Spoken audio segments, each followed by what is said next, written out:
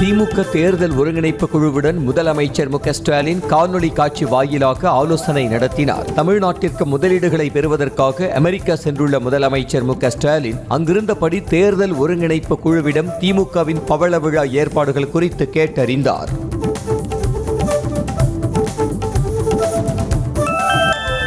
தமிழ்நாட்டில் பொதுமக்கள், அரசியல்வாதிகள், காவல்துறையினர் என யாருக்குமே பாதுகாப்பு இல்லை என எதிர்க்கட்சித் தலைவர் எடப்பாடி பழனிசாமி குற்றம் சாட்டினார். புதுக்கோட்டையில் செய்தியாளர்களை சந்தித்த அவர், திமுக பொறுப்பேற்ற 4 மாத காலத்தில் கொலை நடக்காத நாட்களே கிடையாது என்றும் சட்டம் ஒழுங்கு சீர்கெட்டுவிட்டது என்றும் தெரிவித்தார்.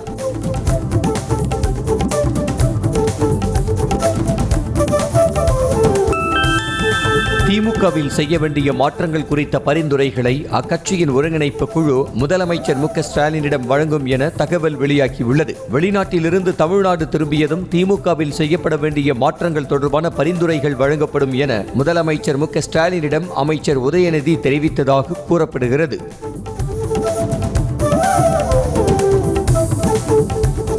தமிழகத்தில் உள்ள 69% இடஒதுக்கீட்டிற்கு ஆபத்து வந்துவிட்டதாகவும் இதனால் திமுக ஆட்சி கலையும் என்றும் கலவரம் ஏற்படும் என்றும் பாமக தலைவர் அன்புமணி ராமதாஸ் தெரிவித்திருக்கிறார். சேலம் சிவதாபுரம் பகுதியில் செய்தியாளர்களிடம் பேசிய அவர், தமிழகத்தில் ஜாதிவாரி கணக்கெடுப்பு நடத்துவதற்கு முதலமைச்சர் மு க ஸ்டாலினுக்கு என்ன பயம் என கேள்வி எழுப்பினார்.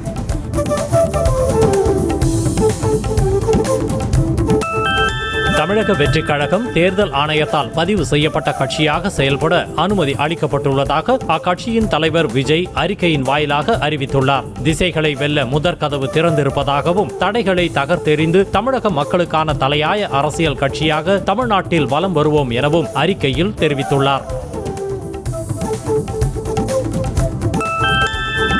விழுப்புரம் மாவட்டம் விக்கிரவாண்டியில் செப்டம்பர் 23ஆம் தேதி தமிழக வெற்றிக் கழகத்தின் முதல் மாநில மாநாடு நடைபெறுவதற்கு காவல்துறை அனுமதி வழங்கியுள்ளது. காவல்துறை தரப்பில் கேட்கப்பட்ட 21 கேள்விகளுக்கு பொதுச் செயலாளர் புசி ஆனந்த் நேரில் சென்று பதில் அறிக்கையை வழங்கிய நிலையில் போலீசார் அனுமதி வழங்கியுள்ளனர்.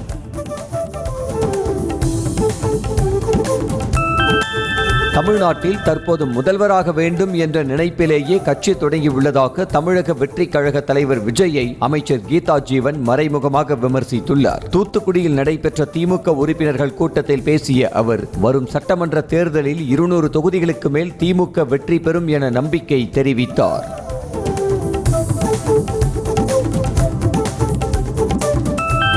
விஜய் தலைமையில் தொடங்கப்பட்ட தமிழக வெற்றிக் கழகத்தை அரசியல் கட்சியாக பதிவு செய்தமையை இந்திய தேர்தல் ஆணையம் ஏற்றுக்கொண்டதாக அறிவிக்கப்பட்டதற்கு நாம் தமிழர் கட்சி தலைமை ஒருங்கிணைப்பாளர் சீமான் வாழ்த்து தெரிவித்துள்ளார். அக்கட்சியின் தலைவர் விஜய்க்கும் பொதுச் செயலாளர் புசி ஆனந்திற்கும் சீமான் நன்றி தெரிவித்து பதிவிட்டுள்ளார்.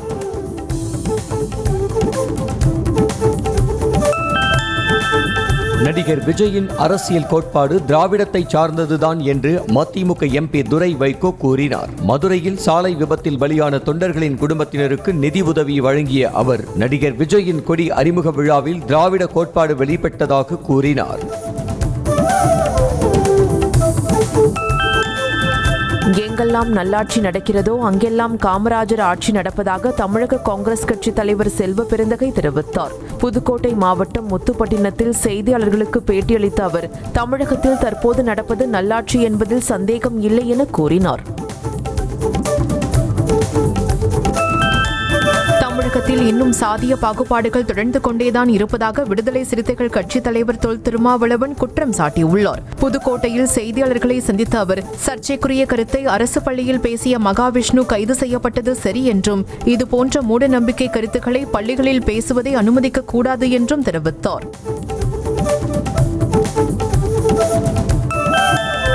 பள்ளி குழந்தைகளுக்கு மூட நம்பிக்கையை புகுத்த நினைக்கும் சிலரை எத்தனை பெரியார் மற்றும் கலைஞர் வந்தாலும் திருத்த முடியாது என மத்திய சென்னை எம்பி தயாநிதி மாறன் தெரிவித்தார். சென்னை ராயப்பேட்டையில் திமுக பொது உறுப்பினர்கள் கூட்டத்தில் பேசிய அவர், நம் பிள்ளைகளை அறிவாளியாக்க பள்ளிக்கு அனுப்பினால் அதனை சிலர் மாற்ற முயற்சிப்பதாக குற்றம் சாட்டினார்.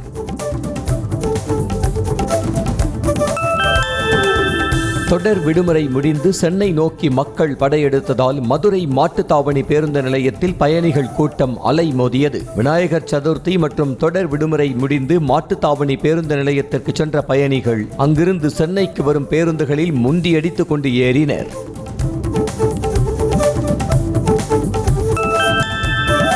சென்னை அடுத்த மதுரவாயல் பைபாஸ் சாலையில் போக்குவரத்து நெரிசல் காரணமாக வாகனங்கள் ஆமை வேகத்தில் ஊர்ந்து சென்றதால் வாகன ஓட்டிகள் கடும் சிரமத்திற்கு ஆளாகினர். வெளி மாவட்டங்களுக்கு செல்லக்கூடிய ஆம்னி பேருந்துகள் சாலையில் நிறுத்தி பயணிகளை ஏற்றி செல்வதால் போக்குவரத்து நெரிசல் ஏற்படுவதாக வாகன ஓட்டிகள் புகார் தெரிவிக்கின்றனர். தூத்துக்குடி மாவட்டம் ஏரல் மற்றும் அதன் சுற்றுவட்டார பகுதிகளில் வைக்கப்பட்டிருந்த விநாயகர் சிலைகள் ஊர்வலமாக எடுத்துச் செல்லப்பட்டு தாமிரபரணி ஆற்றில் கரைக்கப்பட்டது. பக்தர்கள் ஆட்டம் பாட்டம் கொண்டாட்டத்துடன் விநாயகர் சிலைகளை எடுத்துச் சென்றனர். இதனை ஒட்டி பலத்த போலீஸ் பாதுகாப்பு போடப்பட்டிருந்தது.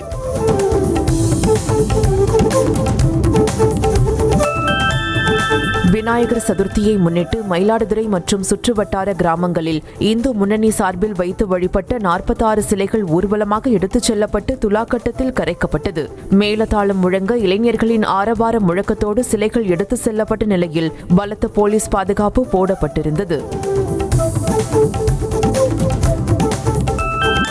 தென்காசியில் விநாயகர் சதுர்த்தியை முன்னிட்டு பல்வேறு இடங்களில் வைத்து வழிபட்ட விநாயகர் சிலைகள் ஊர்வலமாக எடுத்து செல்லப்பட்டு சிற்றாற்றில் கரைக்கப்பட்டன. தென்காசி காசி விஸ்வநாதர் கோவில் மற்றும் நகராட்சி எல்லைக்கு உட்பட்ட 9 இடங்களில் வைக்கப்பட்டிருந்த சிலைகள் ஊர்வலமாக எடுத்துச் செல்லப்பட்ட நிலையில் பலத்த போலீஸ் பாதுகாப்பு போடப்பட்டிருந்தது.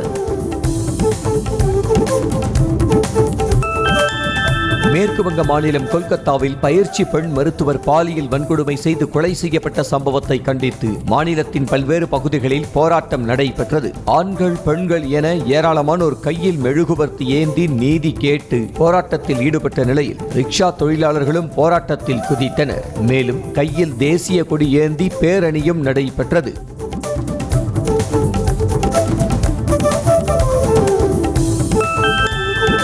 மேற்கு வங்க மாநிலம் கொல்கத்தாவில் பாலியல் வன்முறைக்கு உள்ளாக்கப்பட்டு கொலை செய்யப்பட்ட பயிற்சி பெண் மருத்துவருக்கு நீதி கேட்டு ஆயிரக்கணக்கானோர் போராட்டத்தில் ஈடுபட்டனர். அப்போது போராட்டக்காரர்கள் சாலையில் "We want justice" என்ற வாக்கிய வடிவில் மலர்களை வைத்து உயிரிழந்த பயிற்சி பெண் மருத்துவருக்கு அஞ்சலி செலுத்தினர்.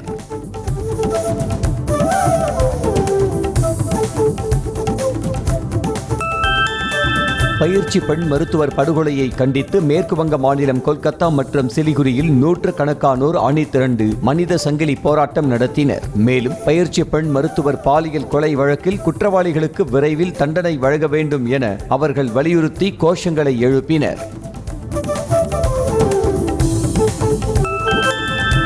பாலியல் கொலை வழக்கு விசாரணையில் தொடக்கத்திலிருந்தே ஆதாரங்களை அழிக்க கொல்கத்தா காவல்துறை முயற்சித்ததாக பயிற்சி பெண் மருத்துவரின் பெற்றோர் குற்றம் சாட்டியுள்ளனர். பெண் மருத்துவரின் கொலைக்கு நீதி கேட்டு கொல்கத்தாவில் நடைபெற்ற கண்டன ஊர்வலத்தில் கலந்து கொண்ட அவரது தாயார், வழக்கு தொடங்கியதிலிருந்து மேற்கு வங்க அரசும் காவல்துறையும் தங்களுக்கு ஒத்துழைப்பு கொடுக்கவில்லை என்று கூறினார்.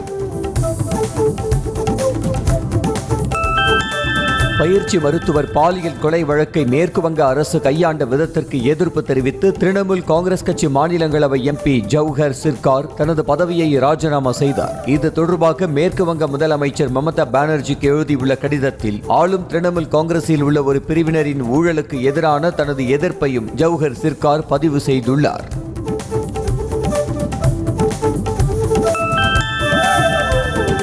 மாநிலங்களவை எம்பி பதவியை ராஜினாமா செய்த முடிவை மறுபரிசீலனை செய்ய ஜவஹர் சிர்கரிடம் மேற்கு வங்க முதலமைச்சர் மமதா பானர்ஜி வலியுறுத்தியதாக கூறப்படுகிறது. தொலைபேசியில் தொடர்பு கொண்டு அவரிடம் பேசிய மமதா அரசியலை விட்டு ஒதுங்கும் முடிவை கைவிடும்படி அறிவுறுத்தியதாக தகவல் வெளியாகியுள்ளது. மேற்கு வங்கத்தில் பயிற்சி பெண் மருத்துவர் பாலியல் கொலையை கண்டித்து மீண்டும் வெகுண்டெழுந்த போராட்டக்காரர்களால் அம்மாநில முதலமைச்சர் மமதா பானர்ஜிக்கு கடும் நெருக்கடி ஏற்பட்டுள்ளது. இதனிடையே பிரச்சனைகளை விவாதிப்பதற்கான அமைச்சரவை கூட்டத்திற்கு அவசர அழைப்பு விடுக்குமாறு மேற்கு வங்க ஆளுநர் அதிரடி உத்தரவு பிறப்பித்துள்ளார்.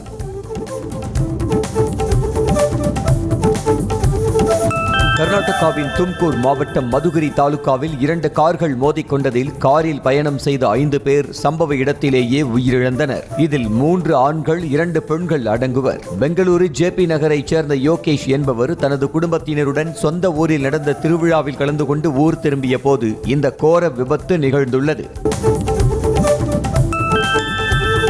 இந்தியாவில் முதலாக ஒருவருக்கு குரங்கம்மை அறிகுறி காணப்பட்டிருப்பதாக மத்திய சுகாதார அமைச்சகம் தெரிவித்திருக்கிறது. குரங்கம்மையால் பாதிக்கப்பட்ட நாட்டில் இருந்து வந்த ஆண் ஒருவருக்கு குரங்கம்மைக்கான அறிகுறி காணப்பட்டதை அடுத்து அவர் மருத்துவமனையில் தனிமைப்படுத்தப்பட்டிருப்பதாகவும் தகவல் வெளியாக இருக்கிறது. பாஜக வேட்பாளர்களை ஆதரித்து பிரதமர் மோடி ஜம்மு காஷ்மீரில் வரும் 14ஆம் தேதி தேர்தல் பிரச்சாரம் செய்ய உள்ளதாக தகவல் வெளியாகியுள்ளது. பிரதமர் மோடி 2 பொதுக்கூட்டங்களில் பங்கேற்று பேசுவார் என்றும் சில பகுதிகளில் சாலை பேரணி நிகழ்த்த திட்டமிட்டிருப்பதாகவும் கூறப்படுகிறது. மோடியின் பிரச்சாரம் பாஜகவிற்கு சாதகமான நிலையை ஏற்படுத்தும் என்று அந்த கட்சி கருதுகிறது.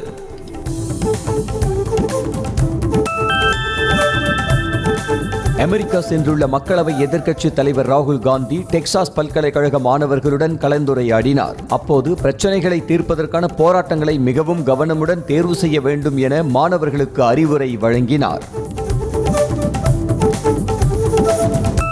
தீவிரவாதத்தை நிறுத்தும் வரை பாகிஸ்தானுடன் பேச்சுவார்த்தைக்கு வாய்ப்பில்லை என பாதுகாப்புத்துறை அமைச்சர் ராஜ்நாத் சிங் திட்டவட்டமாக தெரிவித்திருக்கிறார். ஜம்மு காஷ்மீரில் தேர்தல் பிரச்சார பொதுக்கூட்டத்தில் பேசிய அவர் அண்டை நாடுகளோடு சிறந்த உறவை உருவாக்க விரும்புவதாகவும் அதே சமயம் எந்த சூழ்நிலையிலும் பயங்கரவாத நடவடிக்கைகளை ஏற்க மாட்டோம் என்றும் கூறினார். ஹரியானா சட்டமன்ற தேர்தலை முன்னிட்டு 2வது கட்ட வேட்பாளர் பட்டியலை காங்கிரஸ் வெளியிட்டுள்ளது. அக்டோபர் 5ஆம் தேதி தேர்தல் நடைபெற உள்ள நிலையில் 2வது கட்டமாக 9 பேர் கொண்ட வேட்பாளர் பட்டியலை காங்கிரஸ் தலைமை வெளியிட்டுள்ளது.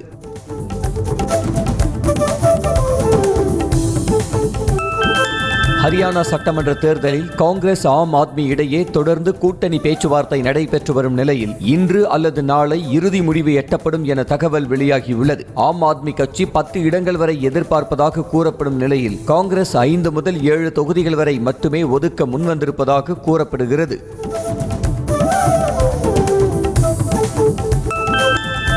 மணிப்பூரில் மீண்டும் வெடித்த வன்முறையால் போர்க்களம் போல காட்சியளிக்கிறது. வன்முறையின் போது ட்ரோன் மற்றும் ராக்கெட் தாக்குதல் நடத்தியதால் வீடுகள் மற்றும் வாகனங்கள் தீப்பிடித்து எரிந்து சேதமடைந்தன. தொடர்ந்து பதற்றம் நீடித்து வருவதால் ஏராளமான போலீசார் குவிக்கப்பட்டுள்ளனர்.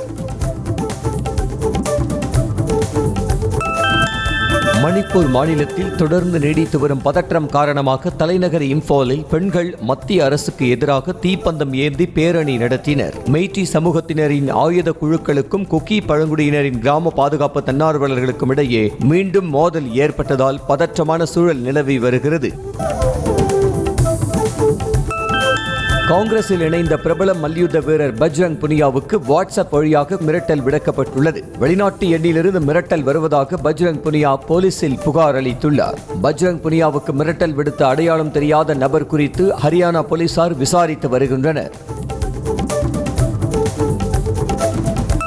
பாலியல் குற்றச்சாட்டில் சிக்கிய பாஜக முன்னாள் எம்பி பிரிஜ் பூஷன் சிங் தவறானவர்தான் என்பதை நிரூபிப்பேன் என பிரபல முன்னாள் மல்யுத்த வீராங்கனை வினேஷ் போகத் தெரிவித்துள்ளார். தமது ஒலிம்பிக் பின்னடைவு குறித்து மகிழ்ச்சி தெரிவித்து நாட்டை அவமதித்த பிரிஜ் பூஷன் சிங் மீது தேச துரோக வழக்கு பதிய வேண்டும் என வினேஷ் போகத் கோரிக்கை விடுத்துள்ளார்.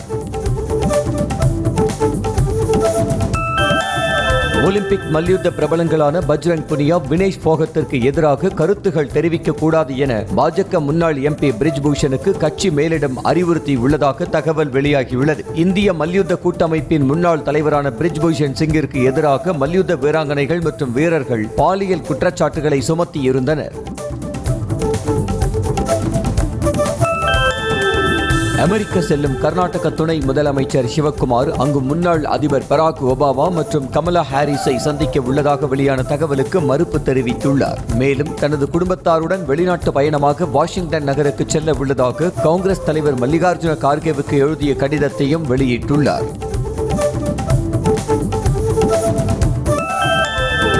குஜராத் மாநிலத்தின் கட்ச் மாவட்டத்தில் 12 வயதுக்குட்பட்ட 4 குழந்தைகள் உட்பட 12 பேர் மர்ம காய்ச்சலால் உயிரிழந்துள்ள சம்பவம் அதிர்ச்சியை ஏற்படுத்தியுள்ளது. சுகாதாரத்துறையைச் சேர்ந்த 22 பேர் கொண்ட குழுவினர் பாதிக்கப்பட்ட பகுதிகளில் முகாமிட்டு நோய்க்கான மாதிரிகள் சேகரித்து வருகின்றனர்.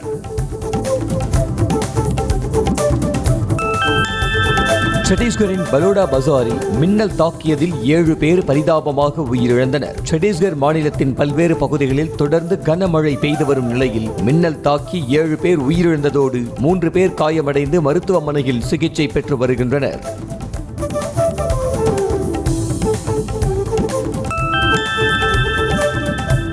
உத்தரகண்ட் சாலையில் ஆறு போல பாய்ந்தோடிய வெள்ளத்தில் கார் சிக்கிய நிலையில் உள்ளே இருந்தவர்கள் பாதுகாப்பாக மீட்கப்பட்டதன் பரபரப்பு வீடியோ காட்சிகள் வெளியாகியுள்ளன. கனமழை காரணமாக ஏற்பட்ட வெள்ளப்பெருக்கால் முன்னேற முடியாமல் நின்ற காரில் இருந்து சிறுமி உட்பட சிலரை அங்கிருந்தவர்கள் பாதுகாப்பாக மீட்டனர். குஜராத்தில் ஆற்றில் குதித்த நபரை தேசிய பேரிடர் மீட்பு படையினர் துரிதமாக செயல்பட்டு உயிருடன் மீட்ட வீடியோ காட்சிகள் வெளியாகியுள்ளன. ஆற்றில் குதித்து அடித்துச் செல்லப்பட்ட நபரை தேசிய பேரிடர் மீட்பு படை வீரர்கள் விரைந்து சென்று கரைக்கு மீட்டு வந்த நிலையில் பாராட்டுகள் குவிந்து வருகின்றன.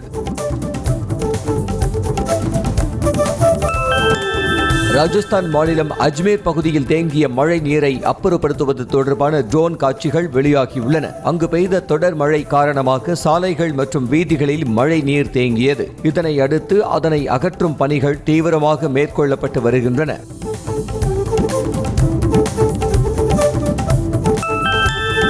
தெலங்கானா மாநிலம் ஹைதராபாத்தில் பெய்த கனமழை காரணமாக பொதுமக்களின் இயல்பு வாழ்க்கை கடுமையாக பாதிக்கப்பட்டது. மேலும் சாலைகளில் கடும் போக்குவரத்து நெரிசல் ஏற்பட்டதால் வாகன ஓட்டிகள் கடும் அவதியடைந்தனர். கனமழை பெய்ததால் தெலங்கானாவின் பல பகுதிகள் ரம்மியமாக காட்சியளித்தன.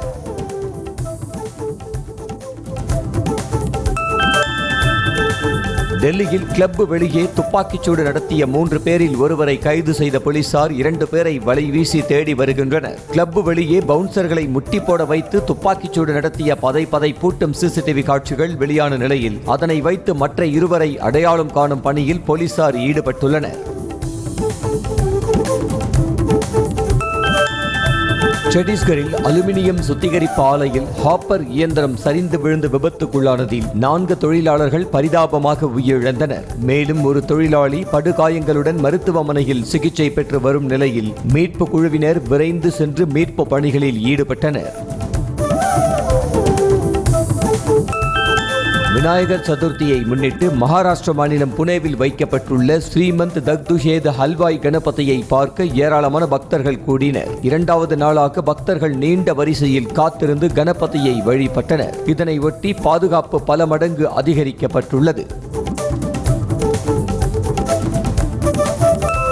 மகாராஷ்டிர மாநிலம் மும்பையின் லால் பாக்சர் ராஜா விநாயகர் சிலைக்கு நடைபெற்ற மகா ஆரத்தியில் திரளான பக்தர்கள் பங்கேற்று மனமுருகி வழிபாடு நடத்தினர். சிறப்பு பூசையின் போது பக்தர்கள் பாடல்களை பாடி கைத்தட்டி தரிசனம் செய்தனர்.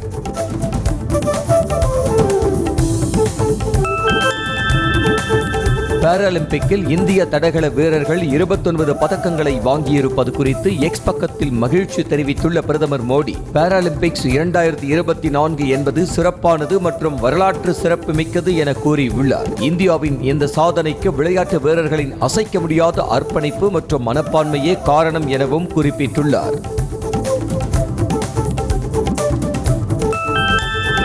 பிரசித்தி பெற்ற குருவாயூர் கோவில் வரலாற்றில் ஒரே நாளில் 356 ஜோடிகளுக்கு திருமணம் நடைபெற்று புதிய சாதனை படைக்கப்பட்டுள்ளது.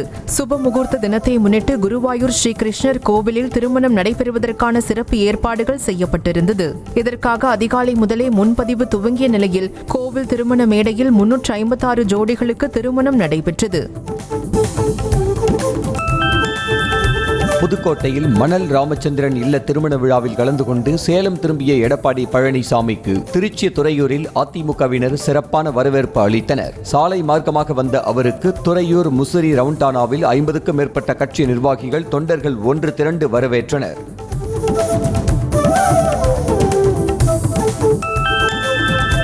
நடிகர் விஜய் கட்சி தொடங்கியதற்கும் அவர் நடத்தவுள்ள மாநாட்டுக்கும் தனது வாழ்த்துக்களை தெரிவித்துக் கொள்வதாக திமுக எம்பி தயாநிதி மாறன் கூறினார். காஞ்சிபுரத்தில் செய்தியாளர்களின் கேள்விக்கு பதிலளித்த அவர், விஜய்க்கு வேறு என்ன சொல்ல முடியும், வாழ்த்துகள் தான் சொல்ல முடியும் என்று தெரிவித்தார்.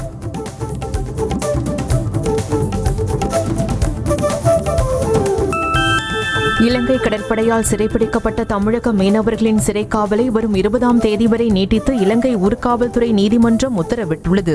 நெடுந்தீவு அருகே எல்லை தாண்டி மீன்பிடித்ததாக கூறி புதுக்கோட்டையை சேர்ந்த 14 மீனவர்களையும் 3 படகுகளையும் இலங்கை கடற்படையினர் சிறைப்பிடித்து சென்றது குறிப்பிடத்தக்கது.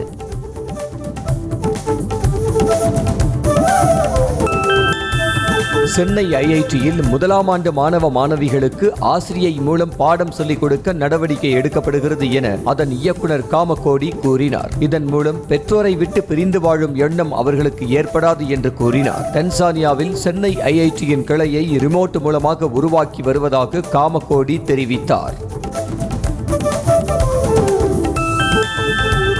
திருவள்ளூர் அருகே ஓலா கார் சாலை தடுப்புச் சுவர் மீது வேகமாக மோதியதில் ஓட்டுநர் உள்பட 3 பேர் உயிரிழந்தனர். ஜெயவேல் என்பவர் தனது குடும்பத்துடன் சென்னை நோக்கி ஓலா கால் டாக்ஸி காரில் பயணித்த நிலையில் அலமாதி அருகே சென்று கொண்டிருந்த போது ஓட்டுநரின் கட்டுப்பாட்டை இழந்து தடுப்புச் சுவர் மீது கார் மோதியது.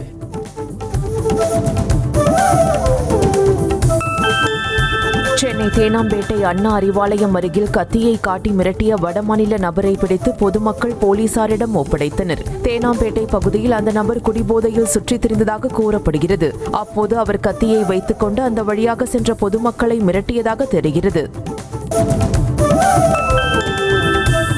கரூர் அருகே பேக்கரி முன்பு ஒரு இளைஞரை 5க்கும் மேற்பட்ட நபர்கள் கடுமையாக தாக்கும் வீடியோ வெளியாகியது. காணியாம்பட்டியில் உள்ள பேக்கரிக்கு வெளியில் நின்றிருந்த வேப்பங்குடியைச் சேர்ந்த 2 இளைஞர்கள் தங்களது பைக்கினை நிறுத்தி அதிக சப்தத்துடன் ஆக்சிலேட்டரை திருகியதால் இரு தரப்பினருக்கும் இடையே வாக்குவாதம் ஏற்பட்டு ஒருவருக்கொருவர் தாக்கிக் கொண்டனர்.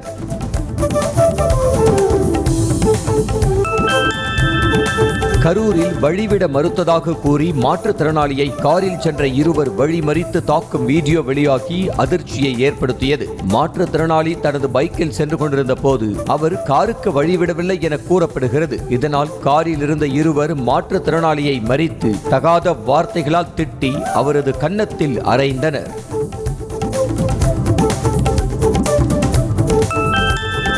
சேலம் ஆத்தூரில் அரசு பேருந்து மீது மோதிவிட்டு தப்பிய நிலையில் காரிலிருந்து இறங்கிய ஒருவர் மட்டும் பிடிபட்டார். அரசு மருத்துவமனை அருகே மது போதையில் காரில் வந்த நபர்கள் எதிரே வந்த அரசு பேருந்தின் மீது மோதிவிட்டு தப்பிச் சென்றதாக கூறப்படுகிறது.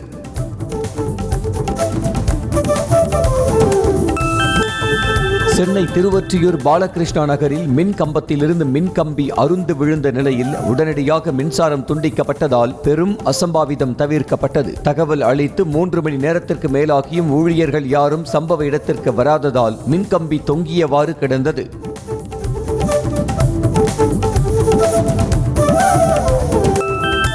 திண்டுக்கல் மாவட்டம் கொடைக்கானல் ஏரிச்சாலை பகுதியில் பொலிரோ ஜீப் மோதி சாலையில் நடந்து சென்ற நபர் சம்பவ இடத்திலேயே உயிரிழந்தது பெரும் சோகத்தை ஏற்படுத்தியுள்ளது. உயிரிழந்தவர் யார் என்ற விவரம் தெரியாத நிலையில் போலீசார் விசாரணை மேற்கொண்டு வருகின்றனர். திருவண்ணாமலை மாவட்டம் வந்தவாசி அடுத்த வெண்குன்றம் கிராமம் அருகே 2 இருசக்கர வாகனங்கள் நேருக்கு நேர் மோதிய விபத்தில் 2 இளைஞர்கள் பரிதாபமாக உயிரிழந்தனர். இதில் வந்தவாசியைச் சேர்ந்த ஆகாஷ் மற்றும் விஜயன் ஆகிய இருவரும் உயிரிழந்த நிலையில் சிவா என்ற இளைஞர் படுகாயங்களுடன் மருத்துவமனையில் சிகிச்சை பெற்று வருகிறார்.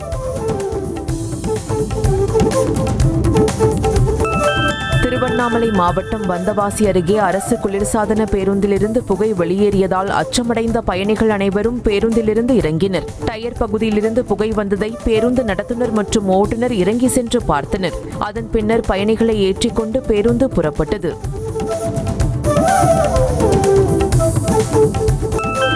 திருப்பத்தூர் மாவட்டம் வாணியம்பாடி பேருந்து நிலையத்தில் குழந்தையின் காலில் இருந்த கொலுசை மர்ம நபர்கள் திருடி சென்ற சம்பவம் அரங்கேறியுள்ளது. பரபரப்பான பேருந்து நிலையத்தில் பின்தொடர்ந்து வந்த மர்ம நபர்கள் கைவரிசை காட்டிய நிலையில் சிசிடிவி கேமராவை வைத்து கண்காணிக்க வேண்டும் என கோரிக்கை எழுந்துள்ளது. நியூஸ் தமிழ் செய்தி எதிரொலியாக திண்டுக்கல்லில் கட்டி முடிக்கப்பட்டு 4 ஆண்டுகளுக்கு மேலாக திறக்கப்படாமல் இருந்த புதிய ரேஷன் கடை கட்டிடத்தை அதிமுக முன்னாள் அமைச்சர் திண்டுக்கல் சீனிவாசன் பொதுமக்களின் பயன்பாட்டிற்காக திறந்து வைத்தார். திண்டுக்கல் எம்எல்ஏவின் தொகுதி மேம்பாட்டு நிதியிலிருந்து 4.5 லட்சம் ரூபாய் செலவில் நாயக்கர் புதுத்தெருவில் ரேஷன் கடை கட்டப்பட்டிருந்தது.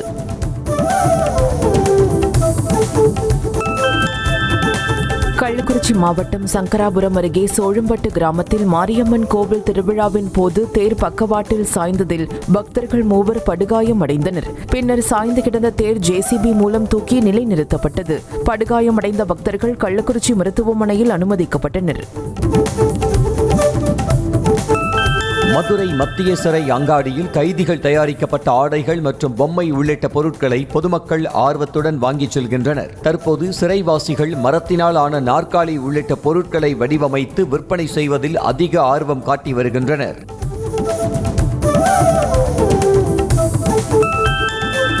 தேனி மாவட்டம் ஆண்டிப்பட்டியில் விநாயகர் சிலை கரைப்பதற்கு யார் முந்திச் செல்வது என்ற போட்டியில் இந்து முன்னணியினருக்கும் இந்து மக்கள் கட்சியினருக்கும் இடையே மோதல் ஏற்பட்டது. அப்போது அங்கு பாதுகாப்பு பணியில் ஈடுபட்டிருந்த காவலர்கள் மோதலில் ஈடுபட்டவர்களை அப்புறப்படுத்த முயன்ற போது தள்ளுமுள்ளு ஏற்பட்டதால் பரபரப்பு நிலவியது. தஞ்சை மாவட்டம் கும்பகோணத்தில் பிரதிஷ்டை செய்யப்பட்ட விநாயகர் சிலையினை காவிரி ஆற்றில் கரைப்பதற்காக போலீசார் பாதுகாப்புடன் வாகனங்களில் இந்து அமைப்பினர் ஊர்வலமாக எடுத்துச் சென்றனர். பெரிய பள்ளிவாசல் வழியாக செல்லும் போது வாத்தியங்கள் இசைக்க வேண்டாம் என மாவட்ட எஸ்பி கூறியதற்கு எதிர்ப்பு தெரிவித்து இந்து அமைப்பினர் வாக்குவாதத்தில் ஈடுபட்டனர். திண்டுக்கல் மாவட்டம் நத்தத்தில் 100க்கும் மேற்பட்ட விநாயகர் சிலைகளை டிராக்டர் உள்ளிட்ட வாகனங்களில் ஊர்வலமாக எடுத்துச் சென்று பக்தர்கள் கரைத்தனர். விநாயகர் சதுர்த்தியை முன்னிட்டு நகரின் பல்வேறு இடங்களில் விநாயகர் சிலையினை பக்தர்கள் பிரதிஷ்டை செய்திருந்தனர். திருப்பத்தூர் அருகே விநாயகர் சிலை ஊர்வலத்தின் போது நடனமாடுவதில் ஏற்பட்ட தகராறில் இரு கிராமத்தை சேர்ந்த இளைஞர்கள் ஒருவரை ஒருவர் தாக்கிக் கொண்டனர். வெங்காயப்பள்ளியில் வைக்கப்பட்டிருந்த விநாயகர் சிலையை அங்குள்ள இளைஞர்கள் கரைப்பதற்காக எடுத்து சென்ற போது புதுக்கோட்டை கிராமத்தை சேர்ந்த நபர்கள் அங்கு நடனமாடியதாக கூறப்படுகிறது.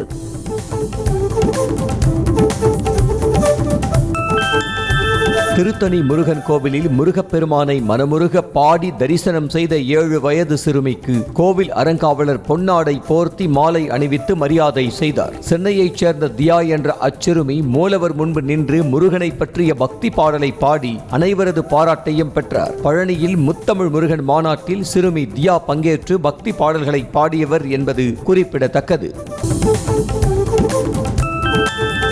அமெரிக்காவில் வரும் 21ஆம் தேதி நடைபெறவுள்ள குவாட் அமைப்பு மாநாட்டில் பிரதமர் மோடி, அதிபர் ஜோ பைடன் உள்ளிட்டோர் பங்கேற்கின்றனர். குவாட் அமைப்பின் 2024ஆம் ஆண்டு மாநாடு இந்தியாவில் நடைபெறும் என்று அறிவிக்கப்பட்டிருந்த நிலையில் ஜோ பைடன் பதவிக்காலம் நிறைவடைய உள்ளதால் அமெரிக்காவில் நடைபெறும் என்றும் அடுத்த ஆண்டு இந்தியாவில் நடைபெறும் எனவும் தெரிவிக்கப்பட்டுள்ளது.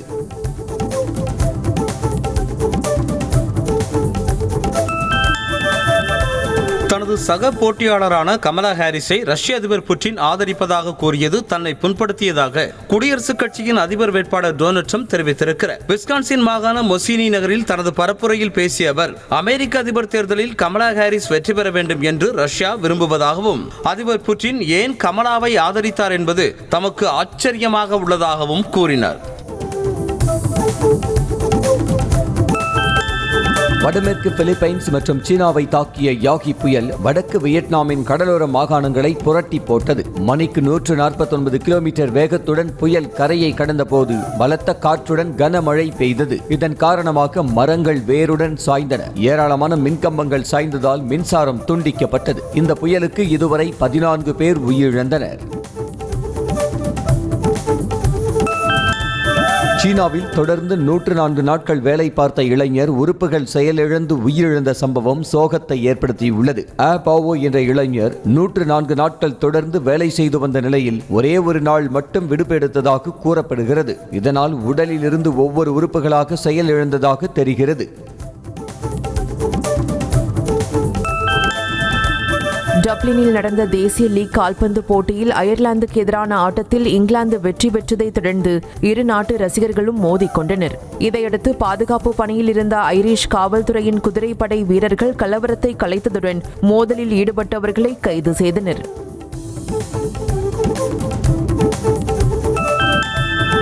லண்டனில் இசை கச்சேரி நடத்தி கொண்டிருந்த பாடகர் கரண் அவுஜ்லா மீது ரசிகர் ஒருவர் ஷூவை வீசியதால் நிகழ்ச்சியில் பரபரப்பு ஏற்பட்டது. தன் மீது ஷூ வீசப்பட்டதால் டென்ஷன் ஆன பாடகர் கரண் அவுஜ்லா நிகழ்ச்சியை பாதியில் நிறுத்தி ஷூ எறிந்த நபரை ஒத்தைக்கு ஒத்தை வருமாறு மேடைக்கு அழைத்தார். இதனால் பரபரப்பான நிலையில் ஷூ எறிந்த நபரை பாதுகாவலர்கள் அரங்கை விட்டு வெளியேற்றினர். இந்திய இந்திய வம்சாவளியைச் சேர்ந்த பிரிட்டிஷ் யூடியூபர் உலகின் மிகப்பெரிய ஐபோனை உருவாக்கி கின்னஸ் உலக சாதனை படைத்துள்ளார். 6.74 அடி உயரத்தில் ஐபோன் 15 ப்ரோ மேக்ஸின் மாதிரியை வடிவமைத்துள்ள இங்கிலாந்தைச் சேர்ந்த அருண் ரூபேஷ் மைனி இதனை உருவாக்க சுமார் 59 லட்சம் ரூபாய் வரை செலவானதாக தெரிவித்துள்ளார். பாரிஸ் பாராலிம்பிக் போட்டி நிறைவடைந்த நிலையில் இந்தியா 7 தங்கம் 9 வெள்ளி 13 வெண்கலம் என மொத்தம் 29 பதக்கங்களுடன் 18வது இடத்தை பிடித்தது. இந்த பதக்க பட்டியலில் 94 தங்கம் 76 வெள்ளி 50 வெண்கலம் என மொத்தம் 220 பதக்கங்களுடன் சீனா முதலிடம் பிடித்தது. இங்கிலாந்து 124 பதக்கங்களுடன் 2வது இடத்திலும் அமெரிக்கா 105 பதக்கங்களுடன் 3வது இடத்திலும் உள்ளது. வங்கதேசத்திற்கு எதிரான டெஸ்ட் தொடரின் முதல் போட்டிக்கான இந்திய அணி வீரர்கள் அறிவிக்கப்பட்டுள்ளனர். ரோஹித் சர்மா தலைமையிலான அணியில் ஜெய்ஸ்வால், சுப்மன் கில், விராட் கோலி, ரிஷப் பந்த், த்ருவ் ஜுரல், KL ராகுல், சர்பராஸ் கான், அஸ்வின், ஜடேஜா, அக்ஷர் பட்டேல் உள்ளிட்டோர் இடம்பெற்றுள்ளனர்.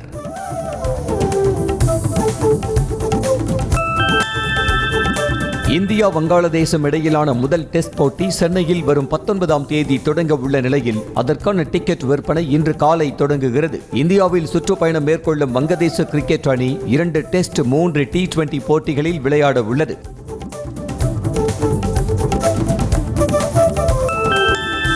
ஆசிய சாம்பியன்ஸ் கோப்பை ஹாக்கி தொடரை வெற்றியுடன் இந்திய அணி ஆரம்பித்துள்ளது. சீன அணியுடனான தொடக்க ஆட்டத்தில் இந்திய அணி 3-0 என்ற கோல் கணக்கில் வெற்றி பெற்றுள்ளது. இந்திய அணியில் சுக்ஜித், உத்தாம், அபிஷேக் தலா ஒரு கோல் அடித்து அணியின் வெற்றிக்கு உதவினர்.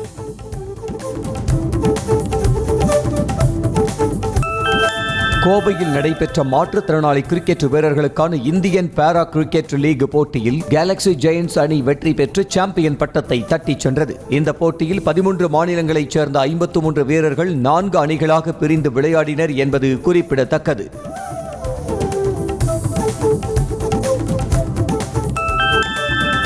தென்னிந்திய நடிகர் சங்க நிர்வாகிகளின் பதவிக்காலம் மேலும் 3 ஆண்டுகளுக்கு நீட்டிக்கப்பட்டுள்ளது. தற்போதைய நிர்வாகிகளின் பதவிக்காலம் வரும் மார்ச் மாதத்துடன் நிறைவடைய உள்ளது. சங்க கட்டிடத்தின் கட்டுமான பணிகளில் தடை ஏற்படக்கூடாது என்பதை சுட்டிக்காட்டி நிர்வாகிகளின் பதவிக்காலத்தை நீட்டித்து பொதுக்குழுவில் தீர்மானம் நிறைவேற்றப்பட்டுள்ளது.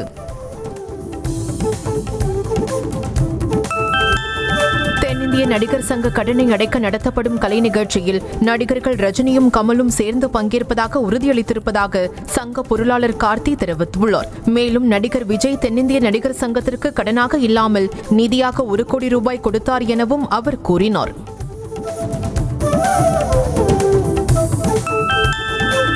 ரஜினியின் வேட்டையன் படத்தில் இடம்பெற்றுள்ள மனசலாயோ பாடல் AI தொழில்நுட்ப உதவியுடன் மறைந்த பாடகர் மலேசியா வாசுதேவன் குரலில் உருவாக்கியுள்ளது. இந்த நிலையில் அந்த பாடல் இன்று வெளியாகிறது. இதன் மூலம் 27 ஆண்டுகளுக்கு பிறகு ரஜினி படத்தில் மலேசியா வாசுதேவனின் குரல் ஒலிக்கிறது.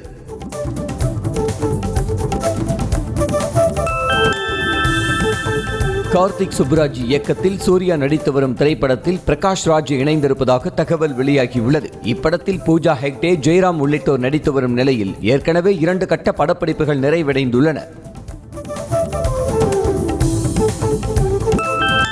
பாஜக எம்பியும் நடிகையுமான கங்கனா ரனாவத் நடித்துள்ள எமர்ஜென்சி படத்திற்கு சென்சார் போர்டு UA சான்றிதழ் வழங்கியுள்ளது. மேலும் இந்த படத்தின் பல காட்சிகளுக்கு தணிக்கை குழு எதிர்ப்பு தெரிவித்துள்ளதோடு 3 காட்சிகளை நீக்கவும் 10 மாற்றங்களை செய்யவும் பட தயாரிப்பு நிறுவனத்திற்கு உத்தரவிட்டுள்ளது. இதையடுத்து படம் விரைவில் வெளியாகும் என எதிர்பார்க்கப்படுகிறது.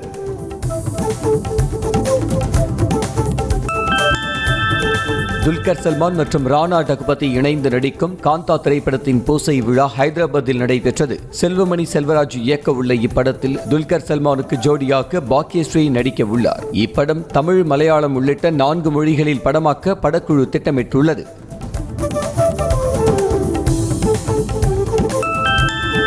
உலக புகழ்பெற்ற நாகை வேளாங்கண்ணி பேராலய ஆண்டு திருவிழா கொடி இறக்கத்துடன் நிறைவு பெற்றது. ஆகஸ்ட் 29ஆம் தேதி கொடி ஏற்றத்துடன் தொடங்கி 10 நாட்கள் வரை திருவிழா வெகு விமரிசையாக கொண்டாடப்பட்டது. இந்நிலையில் பங்கு தந்தை அற்புதராஜ் தலைமையில் நன்றி அறிவிப்பு ஜெபம் நடைபெற்றதை அடுத்து அணையின் கொடி இறக்கப்பட்டு பக்தர்கள் புடைசூழ எடுத்து செல்லப்பட்டு பேராலயத்தில் வைக்கப்பட்டது.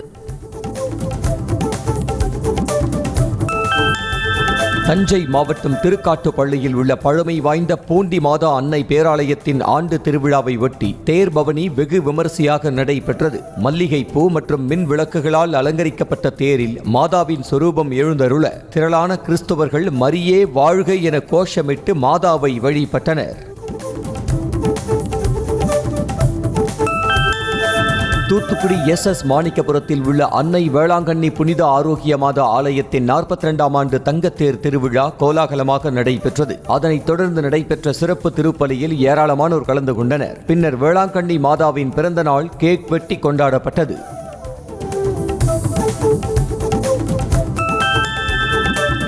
சேலம் மாவட்டம் ஏற்காடு லாங்கில்பேட்டையில் உள்ள வேளாங்கண்ணி ஆரோக்கிய அன்னை பேராலயத்தில் ஆண்டு திருவிழாவை ஒட்டி தேர் பவனி வெகு சிறப்பாக நடைபெற்றது. வண்ண விளக்குகளால் அலங்கரிக்கப்பட்ட தேரில் எழுந்தருளிய மாதாவின் சொரூபத்தை திரளான கிறிஸ்தவர்கள் வணங்கினர். சிவகங்கை மாவட்டம் சிங்கம்புணரியில் உள்ள அன்னை வேளாங்கண்ணி ஆலயத்தில் ஆண்டு திருவிழாவை ஒட்டி நடைபெற்ற தேர் பவனியில் திரளான கிறிஸ்தவர்கள் கலந்து கொண்டு மாதாவை வழிபட்டனர். மாதாவின் பிறந்த நாளை ஒட்டி பங்குத்தந்தை ஜெயசீலன் தலைமையில் கேக் வெட்டி கிறிஸ்தவர்கள் கொண்டாடி மகிழ்ந்தனர்.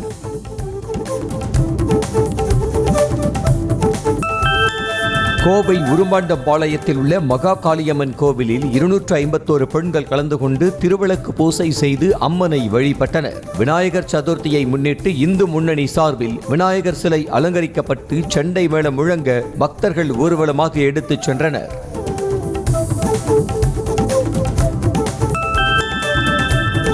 திருவண்ணாமலையில் உள்ள பிரசித்தி பெற்ற அருள்மிகு வடவீதி ஆதி காமாட்சியம்மன் ஆலயத்தின் குடமுழுக்கு விழா வெகு விமரிசையாக நடைபெற்றது. இதில் ஏராளமான பக்தர்கள் கலந்து கொண்டு சுவாமி தரிசனம் செய்தனர். 2000 ஆண்டுகள் பழமை வாய்ந்த இந்த ஆலயம் திரு கார்த்திகை தீப திருவிழா உருவாக காரணமாக திருத்தலம் என்று போற்றப்படுகிறது.